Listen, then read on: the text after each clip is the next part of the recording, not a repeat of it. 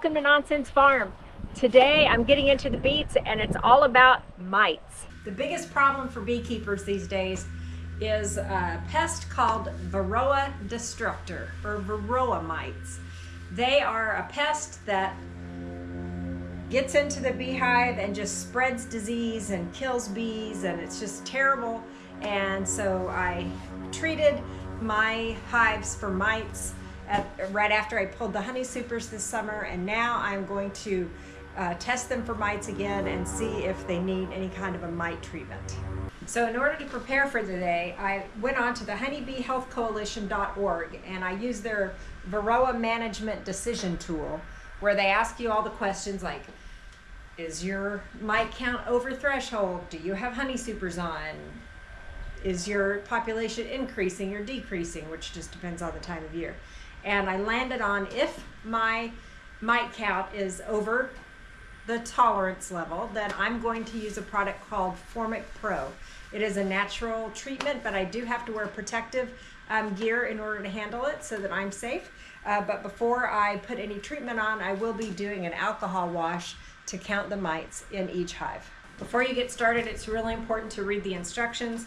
And so basically with these Formic Pro strips, what you're going to do is, first of all, you have to make sure that the temperature coming up is going to be in accordance with what's required for this treatment. And what I'm going to do is do 2 strips for 14 days. I'm actually a little bit nervous about getting into the bees. It was always my plan for today, but it's cloudy and windy, and bees don't like either one of those things. And they're really not terribly amused when you go to do a mite wash, as you'll see in a minute. So we'll see how today goes.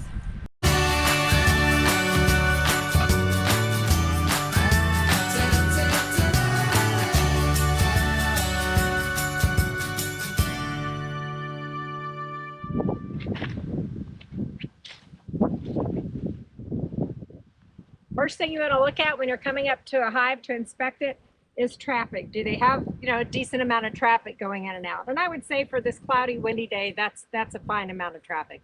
If it was the height of the spring and there was a bunch of foragers out, it might be a little light, but I'll take that for right now. It's, coming up on mid-October. We're going to give them a little bit of smoke, as much as the wind will let us give.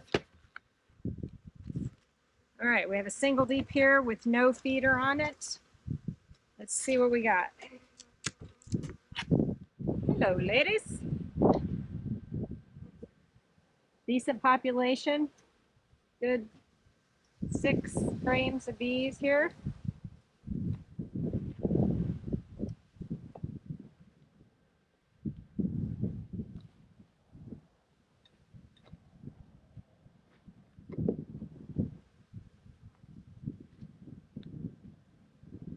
Honey there.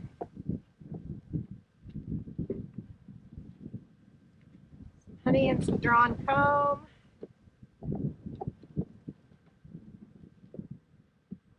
Some nectar and some drawn comb. They're pretty calm. I really thought they would be, a little cranky today, but they are not. All right, there's honey and nectar.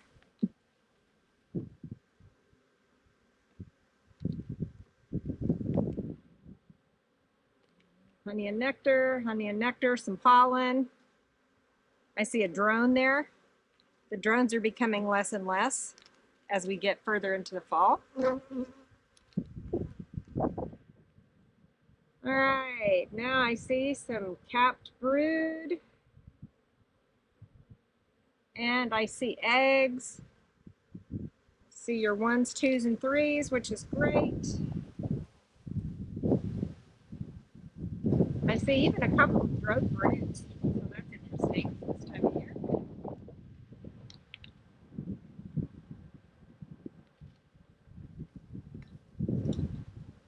All right, I see a queen cell here, and they appear to be working in it.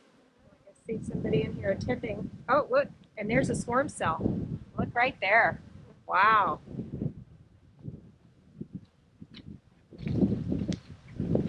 Look right there, when it's on the bottom of a frame like that, that's a swarm cell, which not ideal this time of year. Look, there's a supersedure cell with a larvae in it. I can see that. They are trying to raise up a queen. I'm going to leave them to that. It's not a great time of year for it, but typically I think the bees know what they need. So if they're trying to raise up a queen, we'll just leave them to it.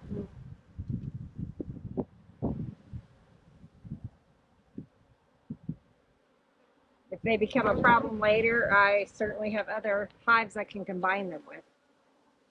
Oh, look right there. Oh, wow, there's a yellow jacket in there. I think a fight is about to ensue. But anyway, there's another queen cell. It looks like it got damaged. I don't know if I did that or if they did that. But they are definitely trying to raise up a queen.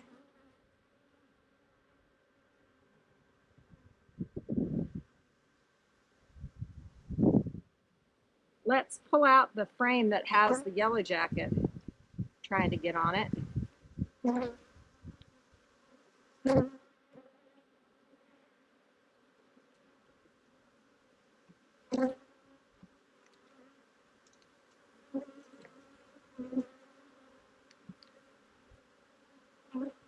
All right, this one has so much pollen. Let me show you that.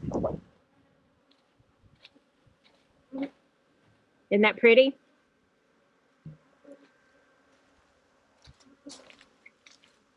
All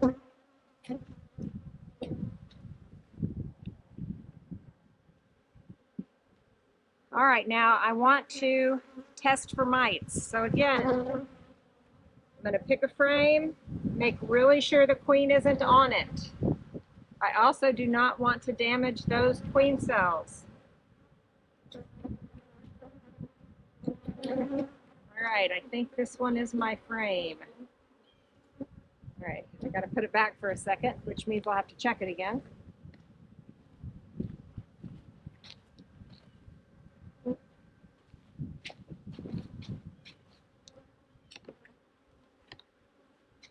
So here we have half a cup. We have our mite wash jar here.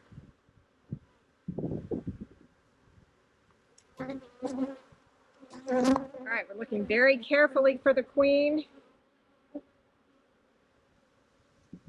Which, you know, as much as they're trying to raise up a queen, maybe they don't have one.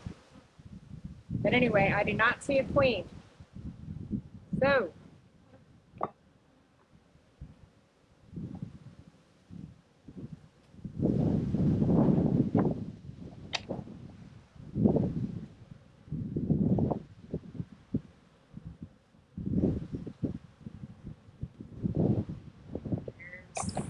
some, and now I'm going to get a few more.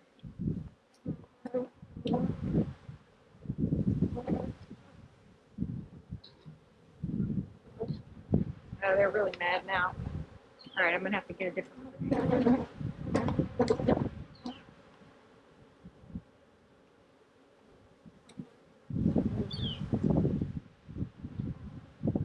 They do get mad.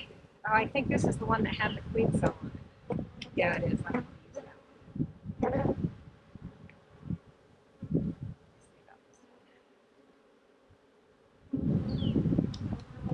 I'm looking for the queen.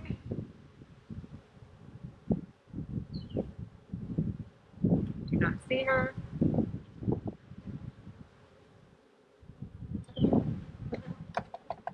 All right. This is why I don't particularly enjoy mite washes, because it gets them all riled up. I don't appreciate it. Let's see if I can be more precise in my timing here. It's 3:34. Let's see what happens.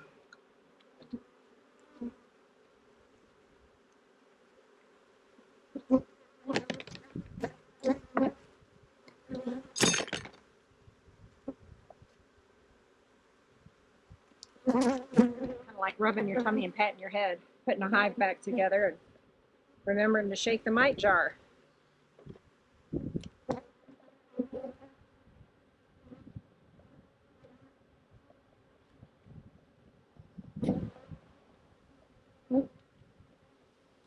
All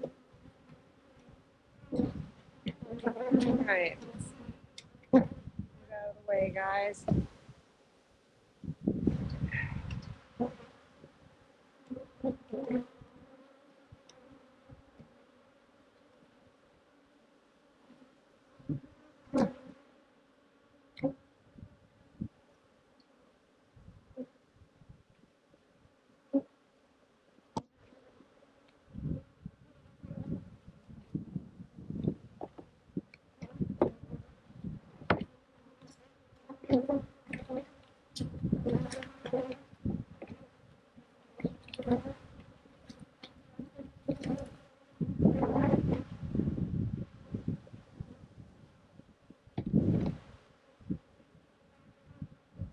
All right, 36. So I've certainly done it 60 seconds now. So I have this mirror so that I can, it's a magnifying mirror so that I can see more easily. So let's look and see.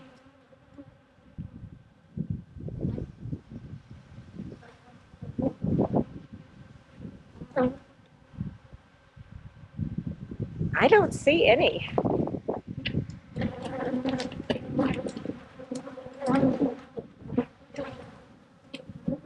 Some debris on the outside of the jar, but I don't see any mites. No mites. That's great.